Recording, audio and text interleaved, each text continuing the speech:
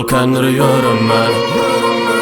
Uğruna dik durun, uğraşmakla kıyın. Yana bu yolumda yaltanmarın öğretmeni.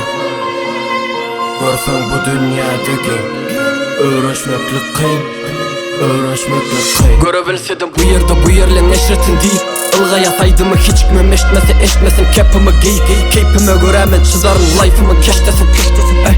Katnaşıklar çizikten geçmesin. Doğru yolu bilgin seçmesin. Sağ veriye ılgım çeşmesin. Gel sal kere setire içine dök. Cüvine düşmez gök. Derini döksen şunu da kaygılı aydıma böksen. Yetebilmeyecek arzun yok sen. Aç olsan gözlüğün dok sen. Şöyle sağ gözlüğün dok sen. Ey setirme koluna koyup gider.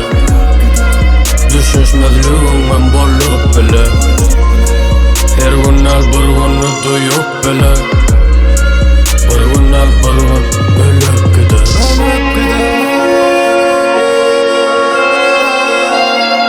Bir gün al bir gün ölüp gider.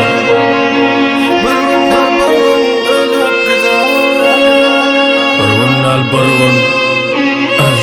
Benim onun bollarını istedim.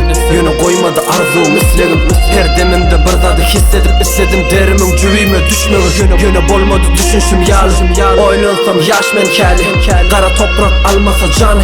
Yaşarlar kalın yalı. Setirme kulağıma koyup gider. Düşünmezliğimin bolup bile. Her gün her bir günü duyup bile. Bir günler bir gün kendiriyorum ben. Uğruna dik durun, uğraşmakla kıyın. Yönü bu yolumda yaltanmarın öğretmeni. Görsen bu dünyadaki uğraşmakla kıyın.